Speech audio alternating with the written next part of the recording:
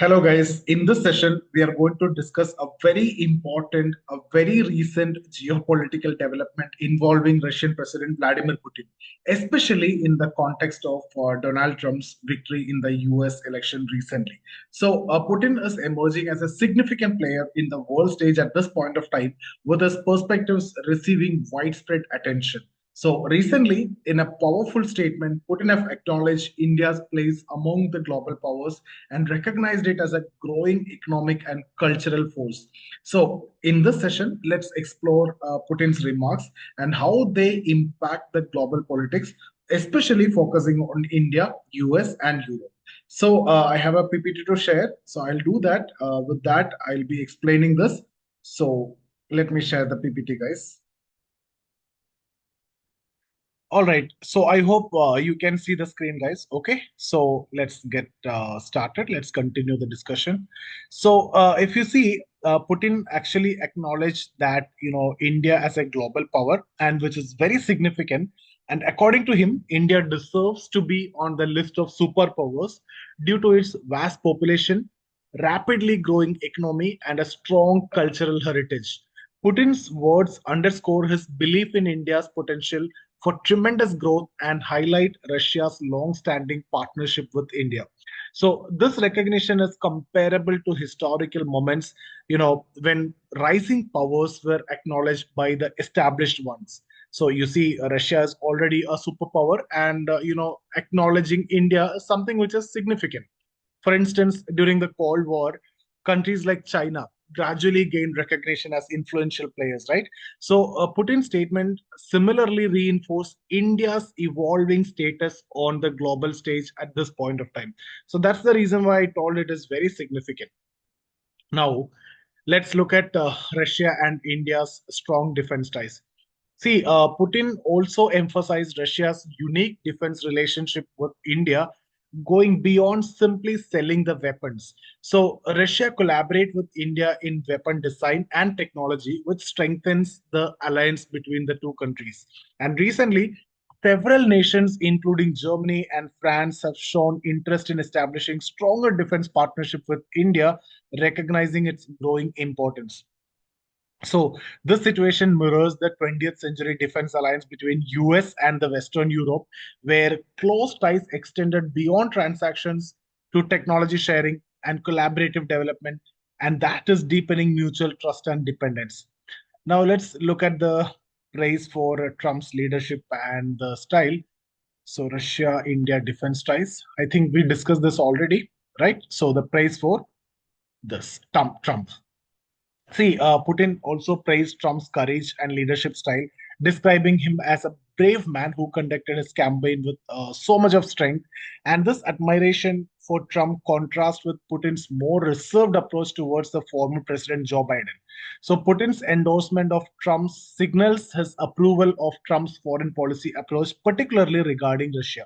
So, this administration resembled past instances where world leaders have aligned with counterparts who share similar values or policies. For example, during the Reagan Thatcher era, their strong personal rapport led to coordinated approach to global issues, and Putin's support to Trump reflect a similar alignment of interest actually. So we will also look at the theory behind Trump's friendly stance on Russia. So let's look into that as well. See, there's a interesting theory exists in the US that suggests that Trump might have some connection to Russia, leading to his favorable stance towards Putin. But Trump has consistently denied such claims, dismissing them as baseless. And the underlying idea here is that Trump sees poor relation with Russia as detrimental to US interest. He believed the US should avoid pushing Russia and China closer together, as a united front between these two powers could create a formidable challenge for the US. So Trump never want Russia and China to be joined together against the US. That can be detrimental to US. So this stance mirrors strategic moves in the Cold War when the US engaged in a triangular diplomacy to drive a wedge between China and the Soviet Union. So Trump's approach aimed to prevent a similar coalition that could pose a major geopolitical threat and especially to US. Okay, so Trump's strategy for Russia-China relation. If you see, Trump has often stated that one of Biden's biggest geopolitical error was inadvertently strengthening the Russia-China alliance. So US never want this alliance to be strong. So Trump's approach would involve reducing the sanctions on Russia, thereby lessening its dependence on China. So what will happen is when if US is imposing sanction on Russia, Russia will depend more on China, and that coalition or the relation will become more strong. So this realignment would not only benefit the US but also help countries like India, as it would weaken the growing Russia-China axis. So this strategy can be compared to the Nixon's administration efforts to improve relation with China in the 1970s. By opening up to China, if you see, the US isolated the Soviet Union, preventing a united front. So Trump's plan echoes this historical tactic to dividing, potential adversaries. So let's look at Trump-Putin summit on ending the Ukraine war. Right. Okay. So, see, during his campaign, Trump frequently promised American voters that he would bring Putin and Ukrainian President Zelensky together to negotiate peace. And his aim was basically to bring back peace. So, Putin, for his part, seems open to this idea as it would likely lead to a favorable outcome for Russia.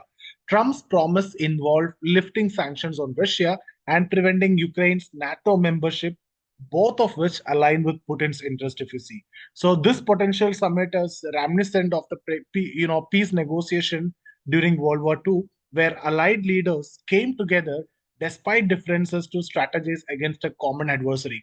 Now, Trump's proposed summit reflect a similar attempt at peace, though with complex motives and outcomes. Now, let's also look at the Putin's criticisms of Europe. Okay, so if you see Putin's recent remark about Europe's lack of brains indicators frustration with the region's approach to global politics. He pointed, that the Europe has become a geopolitical loser in recent times, and this viewpoint aligns with European leaders like Emmanuel Macron, who have questioned Europe's readiness to defend its own interest independently of US support. So this criticism recalls sentiment from the early 2000s when the European Union struggled to define its identity on the global stage after the Cold War. So Putin's statements highlights Europe's ongoing challenges in achieving cohesive and independent strategic goals. Let's look at Europe's dilemma. Okay, so see, French president, if you see, Emmanuel Macron recently released a statement asking if Europeans are prepared to defend their own interest as the US. So under Trump, you see, the way US have prepared under Trump, or US under Trump might lean towards supporting Putin. There is a high probability that Trump's administration may support Putin, but it's against the European interest actually. So Macron's question reflected growing realization in Europe that it cannot always rely on US for its security. And this statement also underscores Europe's need to reassess its geopolitical stance, despite during this shifting alliance of global powers. And this shift resembles the European sentiments, during the Suez Crisis of 1956, when European nations had to reckon their diminishing influence and growing dependence on American support.